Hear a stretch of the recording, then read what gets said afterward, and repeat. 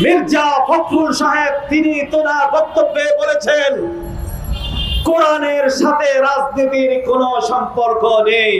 অবিলম্বে তিনি তার বক্তব্যকে প্রত্যাহার করে জাতির কাছে প্রকাশ্যে ক্ষমা চাইতে হবে।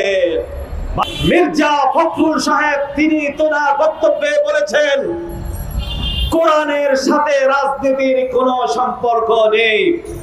আমি মির্জা সাহেবকে জিজ্ঞাসা করতে চাই, ঠিক এই মুহূর্তে জাতি যখন আওয়ামী লীগ এবং বিএনপির দুরাচার দুর্নীতিকে অতিষ্ঠ, এদেশের মানুষ যখন কোরআনের শাসন দেখতে যাচ্ছে, জনগণ তখন ইনসাফের সরকার দেখতে যাচ্ছে, ঠিক এই মুহূর্তে আপনি কোরআনের রাজনীতি নেই এই ধরনের বক্তব্য বলে কি বোঝাতে চাচ্ছেন?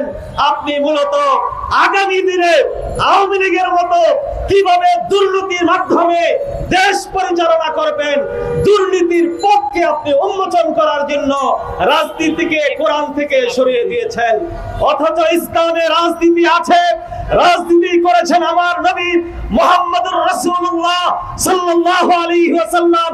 কোরআনের রাজনীতি পরিহার করার কারণে আজকে দুর্নীতি, দুরাচার, লুটপাটে দেশ ভরে গেছে, অপরাধীদের কোনো বিচার হচ্ছে না। আমি মির্জা ফখরুল ইসলামের এই বক্তব্যের তীব্র নিন্দা এবং প্রতিবাদ জানাচ্ছি এবং বলতে চাই অবিলম্বে তিনি তার বক্তব্যকে প্রত্যাহার করে জাতির কাছে প্রকাশ্যে ক্ষমা চাইতে হবে।